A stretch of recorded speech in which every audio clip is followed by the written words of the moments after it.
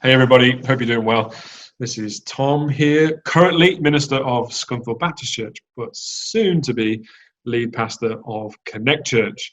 And these videos are an opportunity for us to think about that and talk about that. So if you are part of Scunthorpe Baptist Church right now, hopefully you're on this journey with us as we explore coming out of lockdown as a brand new thing, God calling us to new places. If you're not part of Scunthorpe Baptist Church and you're watching this, we'd love you to share this journey with us. We have felt for a while now God calling us to new places. Maybe that's language you're familiar with, maybe it's not. But these conversations are just leaders having conversations about what we think's going on and who we want to be in the future. So if you want to know more, just comment, message, email, anything. We'd love to share this journey with you. So as I said, my name is Tom, and I get the privilege of leading this church and being part of the future. So we are really excited about that. And this video is only to help you understand some of what our journey is and to share some of our feelings and our excitement and some of the journey with you. So I have a friend and a guest with us today who some of you will know, but some of you won't. So I will ask you now, Mike, if you could just introduce yourself, say hello and tell us who you are, what your role is, all those kind of things. Okay, hello. I'm Mike, as Tom has already said, Mike Fegredo. I'm one of the regional ministers in the EMBA. I'm married to Sarah, who is also a Baptist minister, and we have two wonderful grown-up children together. My background, well, it's very varied actually, my Christian background. I came to faith at the age of 14 from a non-church background. My early nurturing was through Crusaders. Church didn't play much of a role in my teens actually. But throughout my life, I've been a Methodist, Independent Methodist, Assemblies of God, Baptist, Anglican, Church of Christ. Oh, I'm back to Baptist. Well, I've landed at Baptist, as you will have gathered. And I guess in terms of ministry experience, that's pretty varied as well. So ranging from ministry to hippies in Goa, street evangelism when I was a student worker. I was really rubbish at street evangelism, by the way. I was a student worker for 4 years, doing kind of travelling chaplaincy kind of role, particularly working at doing student missions and encouraging students to reach students. And obviously, I've eventually ended in Baptist ministry. And I spent some time initially at Altrincham Baptist Church, which is one of the larger churches in the north of England, just on the south of Manchester. That was a number of years ago, and Sarah and I together were part of their first Sundays, which was when Willow Creek was first coming to this country and doing those very staged performance-style presentations of the good news. And it was at that point that God confirmed that Baptist ministry was for me. Came down to Reddington, just south of Nottingham, thinking that it might have been just for a very brief period of time. But ended up leading the church for 18 years, which was a great surprise to us. And that was a time of enormous change for the church, which involved us selling our buildings, becoming much more community-focused and incarnated into the community of Reddington. I still live here. It was 8 years ago that God called me into regional ministry, and I've been fulfilling this role for that time. Wow, that's amazing. I didn't know some of that, so that's really interesting to learn. I didn't know you ministered to hippies in Goa. I can tell you all about it, but not on this particular podcast. Yeah, I'm sure. If anybody watching feels the call of God to Goa to minister to hippies, then Mike is the person to ask all about that. Hey. So there we go. So Mike, you have a key role in the EMBA, the East Midland Baptist Association, and maybe worth reminding people that we are Scunthorpe Baptist Church becoming Connect Church, and people say, oh, you're not Baptist anymore, it's come out of the name. We absolutely are Baptist, and we're fully committed to being Baptist. I'm still a Baptist minister. And Scunthorpe Baptist Church and Connect Church will be a part of that, and we are very committed to the EMBA, and we do our best to serve and be part of that as much as we can, contribute where we can. But one of the things we love about being part of the EMBA is that the EMBA really do, at the moment, have a strong agenda, strong voice, a strong kind of motive to support churches, particularly who are pioneering, which is kind of a bit of a buzzword, isn't it? Who are planting, who are fresh expressions, doing things different, pushing the boundaries, whatever you want to call it. I wonder if you could just tell us a little bit about that, where the EMBA's heart for that comes from. I think it's relatively new, isn't it, in some ways? What their emphasis is, what that looks like. Anything you want to share just about pioneering and planting and those kind of things from an EMBA perspective? Sure. You are absolutely right. We are committed to pioneering for seeing new things emerge. Language is a funny thing, isn't it? Some identify with a language of pioneering. We're happy to use that. For those who prefer the older language of church planting, or simply being gospel people, taking the gospel to new places, doesn't really matter what the language is, actually. We're committed to it. We see huge need for it. You probably don't need me to tell you that much of what we know of as church is struggling. Much is dying away. It will be really interesting to see what happens as a result of this prolonged period in lockdown. Who knows how much longer it will go on? But whether that has the impact of causing some to diminish. Perhaps it will also have the impact of causing some to grow faster and to reinvent themselves. But I'm getting ahead of myself a little bit. We are committed to seeing new things emerge in our Baptist family. Much is dying away, but the gospel is life, and life bursts out whenever there is an opportunity. Our role in the EMBA is it's very varied, and our approach is very varied, but typically it is an enabling and resourcing kind of role. We do not have authority over local churches. You will know that the Baptist understanding of church is one of independence and voluntary accountability, where churches are in relationship with each other. And as a part of that, we are an enabling of that kind of interdependence within the EMBA. So I guess we're looking to partner with churches and to enable churches that have caught something of God's heart to see something new emerge, to get on and do it.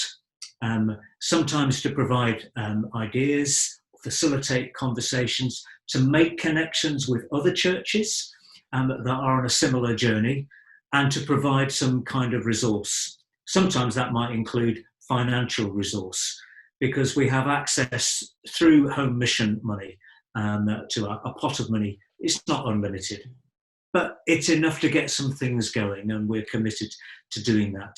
We see a huge need for that to happen, and the need will only go on growing. So we're up for it. And we're looking to identify churches mainly and individuals that have got a vision for this, who have got something from God to see something new emerge. And we'd like to say that there was more, but there are some good things, some things some experiments happening on new housing estates down in Leicestershire and just outside Peterborough, in deeply urban contexts. You know something about that in Scunthorpe with the new plant in Crosby. Well, it's crystallised recently, but it's been on the roll for a number of years, hasn't it? Something in Nottingham that now is based in a charity shop, particularly working with those who are right on the edges of society, who are asylum seekers. Really, really fantastic. It's embryonic, but something that is really quite wonderful to look at. So there is some stuff that is up and going, and I think I would include yourselves in it, in your looking to be involved in becoming a multi-congregational church, Connect Church. You're not the only one on that particular journey. I could go on and talk a bit more about that if that's what you want. But is another question that you want to focus in on? Well, maybe that would be something interesting, because one thing that does happen, and for those of you who are in Scunthorpe right now, this is not a criticism of you, but one thing that happens for us is sometimes in our area of the country, we're a little bit kind of shielded from stuff that's going on elsewhere. So because I get to travel to around the EMBA a little bit for EMBA stuff, meet other ministers, I get to hear some of the stuff happening in Derby, Nottingham, Leicester, Peterborough. But maybe people in Scunthorpe, North Lincolnshire, we don't really get to hear so much. So for some people, as we've been going through this Connect Church journey, some of it will have seemed more radical maybe than it does to some of us who hear these things going on in other places. And some people might have wondered whether questions like, can Baptists do this kind of thing? Because they aren't hearing other stories. So if you do have any encouragements to help people understand that actually, yes, lots of other people are doing these things, and although they're unique, and also how this is Baptist, if that's the right thing, then anything you've got to share on that would certainly help people, I'm sure. Yeah. It's a big question, though. I apologise. That's all right. Lots to go out there. There's a whole lot of things I could say. This is all very new, but it's not at all new.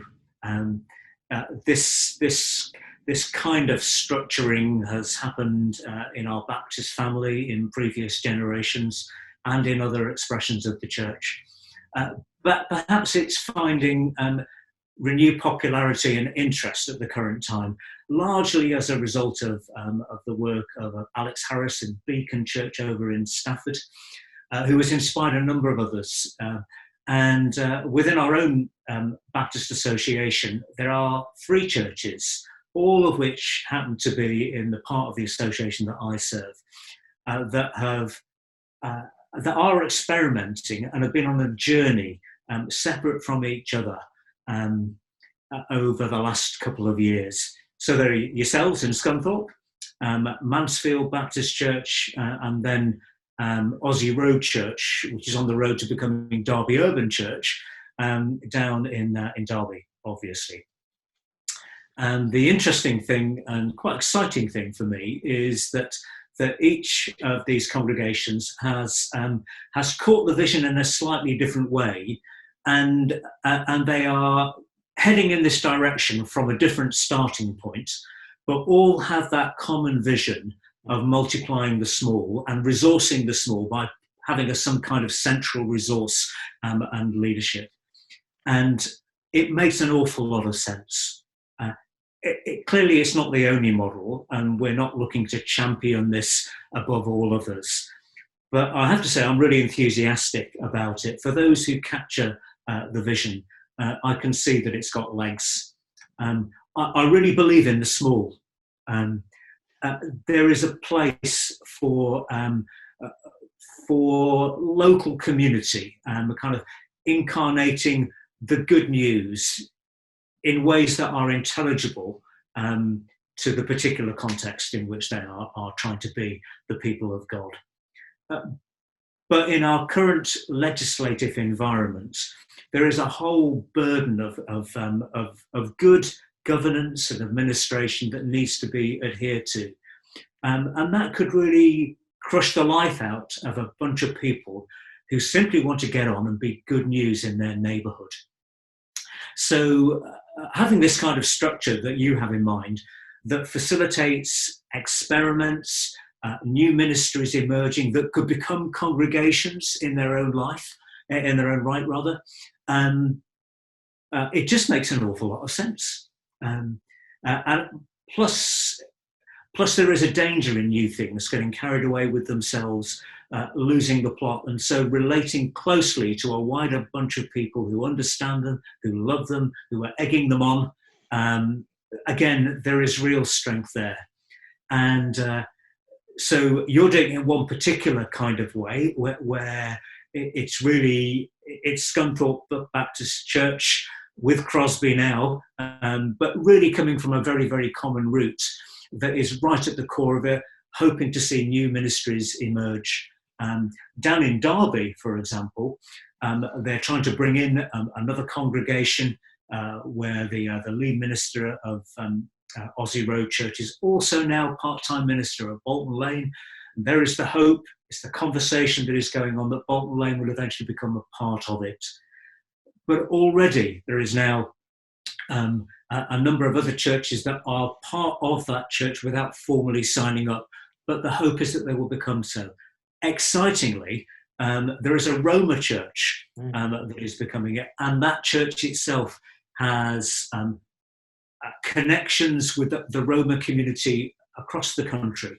And so it's really, really exciting ways in which a centrally resourced church can encourage new things to emerge. Yeah, and again, so one thing people might not realise is how much in the day-to-day stuff you guys in the EMBA do help facilitate those conversations. So, for example, we were at the ministers' conference. Do you remember back in the days when we were able to be in the same room together? But those were the days, weren't they? Those were the days. I miss it so much. Back in February, I think it was, wasn't it, when we were at the ministers' conference? Over lunch, you facilitated a meeting between, well, more of a conversation, myself, the guys from Aussie Road, the guys from Mansfield Road, and that's started a conversation about where can we learn from each other, what are the differences, what are the similarities. I'm now in a mentoring group with Mark from Mansfield Baptist Church. So those conversations are really helping just to kind of weave our way through the process. And you in the EMBA are kind of the glue that brings those things together, really. So people might not see that happens, but next week I'm on a Zoom call with the guys from Mansfield Baptist Church just to chat about how's their process going and all that kind of stuff. So the EMBA does play a role in just bringing those pieces together. And I remember from that conversation, which was a really exciting conversation to observe. I mean, having brought people together after a lunchtime, rather splendid lunch at Swan, wasn't it? Yeah. That it fired up, and actually you decided that the way in which your little kind of cluster of churches on this road would best be served was by getting fire starters involved, which is the outfit, the movement that Alex Harris has started. And so watch this space, Scunthorpe. There'll be something happening in the EMBA with fire starters coming up, and another way of resourcing something that is really good. Amazing. Yeah, so you guys have really helped us put those things together, so we really appreciate that. You in particular, though, Mike, have been part of the Connect journey probably more than people realise. I think people might not know, or they might know, but might have forgotten that way before we ever did any presentations in churches or finalised documents and stuff, we were having conversations about these kind of things. And so probably at some points quite closely, but other times quite distantly, you've probably watched and been part of this process. So it might just help some of our folk to hear your perspective from a slightly different angle than being in it like us. Just your reflections on the process that we've been on. You know, it's no secret you know all about the process we went on with Epworth Baptist Church and their part in our journey around what Crosby looks like. You've been part of that for many years.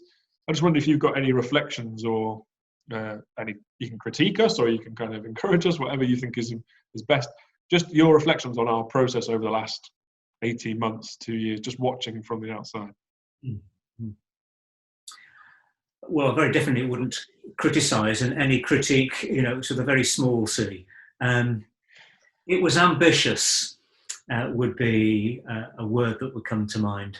Trying to move two churches into a new structure, two churches that are very different, are in culturally different contexts, and therefore the culture within the church are quite radically different as well. Yeah. And I'm pleased that you didn't give up the journey. Okay, it's something of a setback, but I think that God was in it, and certainly in it for you, and I think you will pick up and you will. I was about to say drive it forward. There are parts of it that will need to be driven forward.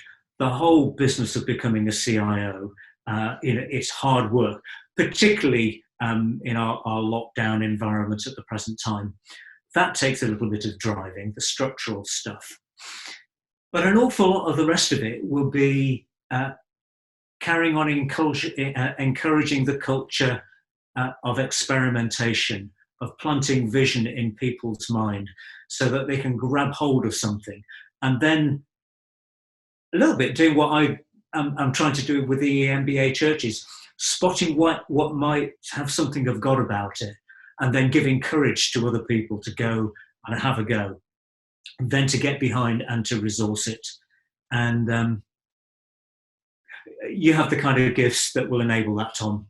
I think if there is a church that can do it, I think Scunthorpe can. But it won't be a case of driving it forward, but enabling the good, that which has life in it, to find a route and then to encourage it into life. That's very helpful and something for us to really be praying about, which we really appreciate that reflection. And you've mentioned there, you've hinted at the fact that we are in lockdown at the moment, which does heighten some of those things in some ways, doesn't it? Those opportunities for us to ask those questions, and also just to think differently about what's emerging. Probably what we think is emerging now is completely different to 2 years ago.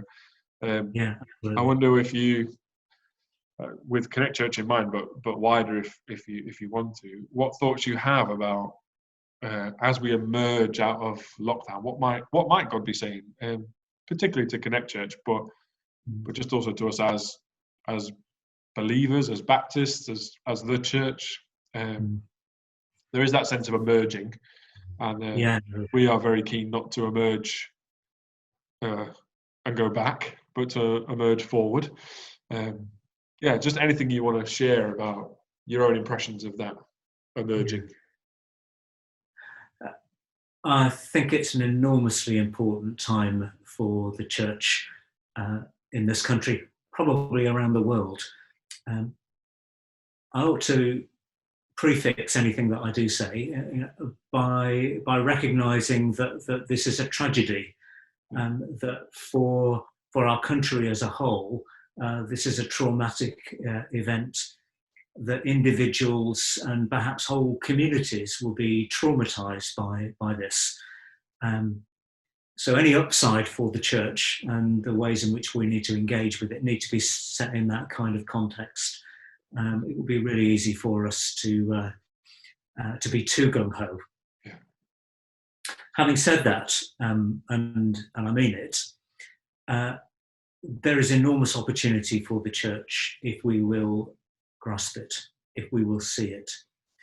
I have heard from a few people the comment, we can't wait to get back to the way we used to. I had an email from somebody yesterday cancelling me from a preaching engagement and basically saying we can't wait to get back.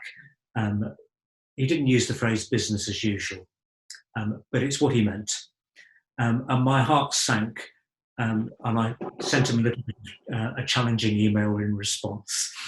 Because I think if churches emerge from all of this simply looking to pick up the threads and to carry on where they left off, they haven't been listening. They haven't been listening to themselves in their own hearts. Yeah. They haven't been listening to their communities. They haven't been listening to God, in my humble opinion. They haven't been listening, and they haven't been looking. And this is a time for us to be looking and listening. Yeah. Not just in a kind of a spiritual sense with our antennae to God as we pray, though of course we should be doing that, but looking and noticing what God is doing in communities. If we believe that Jesus is the Lord of all, that God is involved in the whole of his world, that the church isn't God's only agent of the kingdom, that there are others who may not name the name of Jesus that God cares to use in bringing about his kingdom purposes. I'm not talking specifically about salvation through Jesus, but God's wider purpose of kingdom and of justice and peace in the world. Hey, then look around. One of the things that I observe is that there is all sorts of goodness out there. That there are all sorts of individuals and community groups that have just sprung up. In my own little community of Ruddington, within 2 days, there was a self-help group that emerged on WhatsApp with 350 volunteers in a community of about 7,000. It's since been subdivided into little zones, and if there is a need that comes up, that's put out on WhatsApp, and up come the responses almost immediately. And it's as though you have to fight to get out there to help. Maybe that's an unusual thing, but I don't think it's unique by any means. There is a sense of goodwill. We find ourselves not at the centre of the community, not at the centre of responses to real need, but we find ourselves as partners, maybe equal partners. That's important.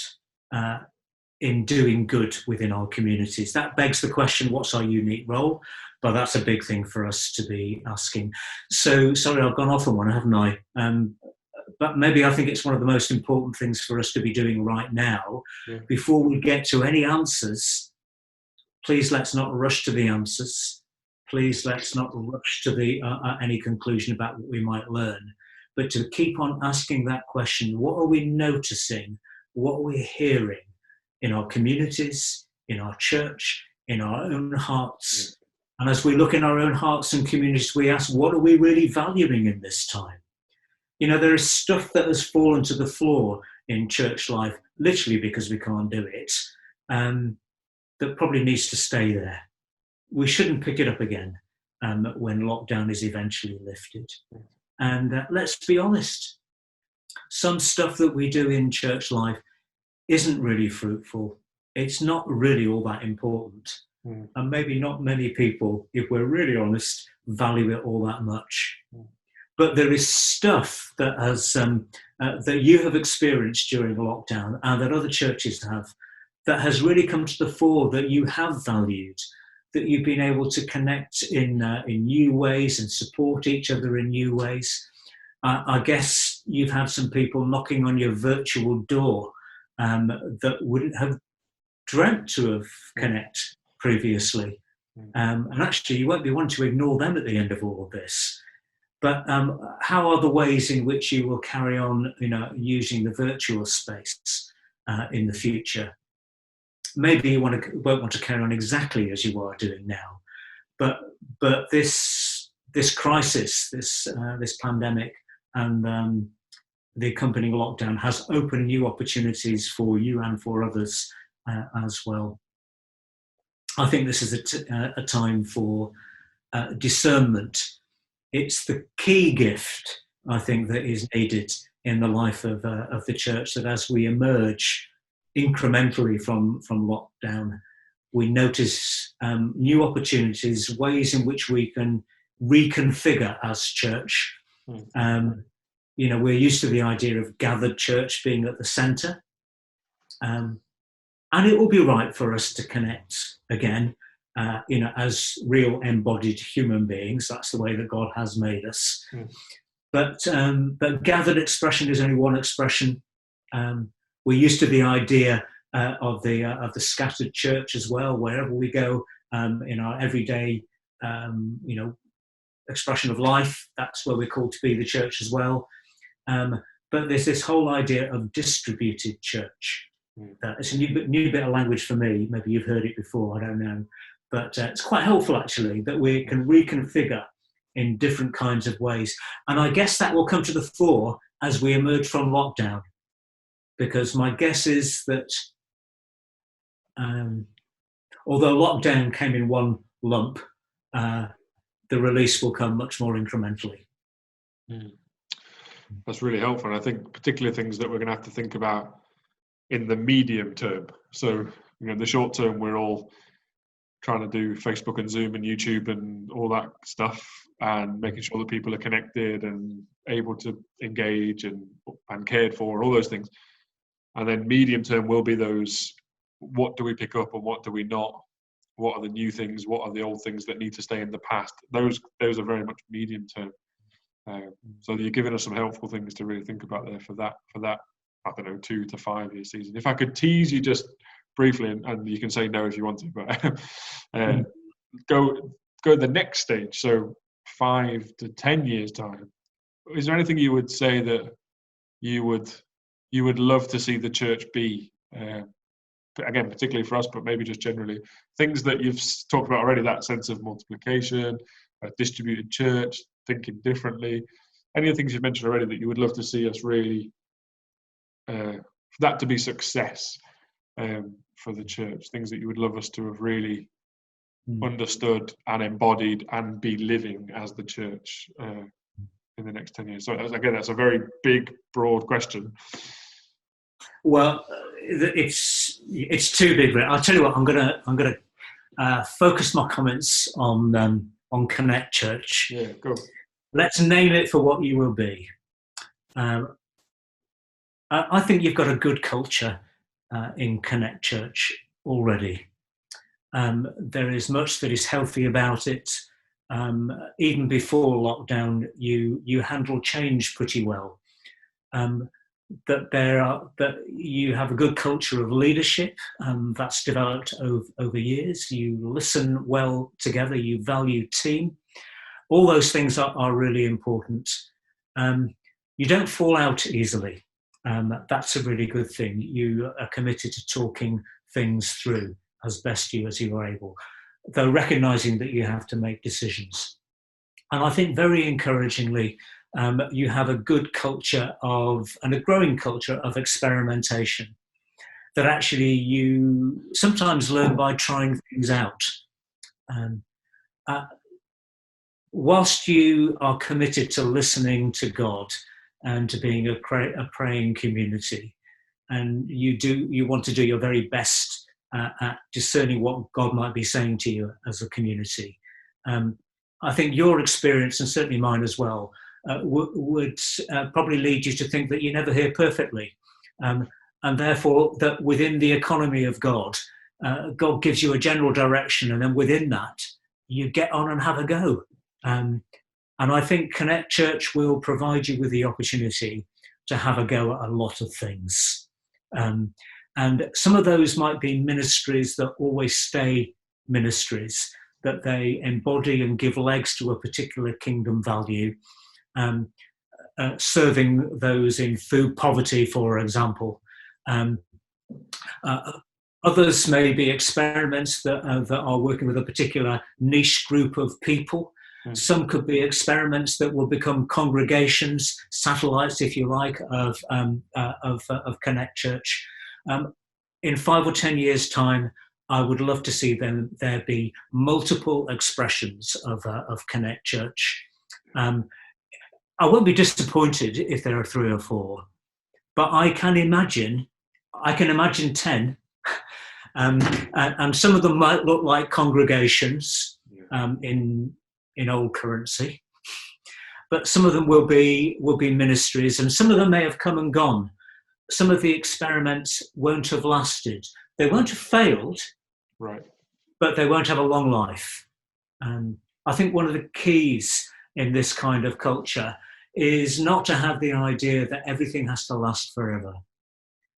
Friends, nothing lasts forever. No expression of church lasts forever. Scunthorpe Baptist Church, well, it will be renamed and it will become Connect Church. But Connect Church won't last forever. And all the expressions of Connect Church won't go on forever. We want to be fruitful while we have the life of God within us. Not perpetuating something just because it's had value to us in the past. We celebrate that. But we go where the life is. Because we want to see the life of God burst out so that many people can access it. That sounds like it's turning into a sermon. So I'll stop there. I was ready. I was getting my notebook out ready. Wherever you were going to go, it's all good. I mean, if we can see some of that, that would be wonderful. And the one thing I'm always proud of with Scunthorpe Baptist Church and those who are playing a key role in Connect is that their heart really is for fruitfulness, and they love church and they love all the stuff, all the trimmings that come with that. But they've shown time and time again are willing to adapt that in order to see God's fruit, which we are really encouraged by and really challenged by. Tom, something else I've got to say as well. There will be some people who will end up leading some of these emergent connections. I'm not quite sure what we're going to call them. Who at the moment can't possibly anticipate it. Who would think that that I'm talking to somebody else. Some of you will end up leading something because God will put something on your heart. It may not be to lead a congregation, but God will put something on your heart about a group of people. And actually, that will be the embryo that turns into a ministry. Yeah. So never say never. You literally took the words right out of my mouth. I was about to say the very same thing. The beauty of a model like this is that you don't have to have ministry and leadership competence in everything. You need to have a heart for something specific, and you need to be able to gather people around something. Because you've got Tom and others as part of the core group, however it's going to be configured, who can be behind you and resource you with the things that you don't have. So never say never. Absolutely. And that is maybe a perfect time to extend a challenge to those watching to say, even as Mike was saying that, maybe a people group, the street that you live on, the town, the village that you live in, maybe there's just that stirring in your heart. And maybe lockdown is the time when God is wanting to just really start to tease those things, and you will emerge out of this with a different passion and a different call than what you felt like before. So if that is you, then do get in touch, and we would love to help you with that. And one of the things we say all the time is that one of the things we're most excited about with Connect is that, quite frankly, we don't know what's next. And that's actually an exciting thing. We don't know what the next location is, who the next location leader is going to be, but we know if we are following the fruit, as you say, and discerning God correctly and as a community, then we will release things that we could never have possibly dreamt of. So you've inspired that in us once again, Mike. So thank you so much. And thank you for all you guys do in the EMBA. We as a church are sometimes feeling, literally and more figuratively, miles away from the EMBA, but it is a real connection for us, a life source for us. And maybe some of our church don't experience that as much as myself and Fiona. And our hope is that we are also a blessing and a contribution to the EMBA as well. You are. Thank you. But you particularly thank you for you give to us in ways that you don't know, and we encourage we're grateful for the skills that you bring to the mix, and you're always willing to serve. Thank you for that. It's appreciated. That's a privilege. Thank you for it's a great privilege to serve you. Oh well, thank you. Thank you for letting us serve. And we are genuinely excited about seeing other churches in the EMBA go on similar journeys. And our heart is absolutely not that we have a model that others should copy, but that we want to encourage conversations where people are asking the big questions. So thank you for being willing to facilitate those things and for speaking so courageously and boldly into Connect Church. We really appreciate that.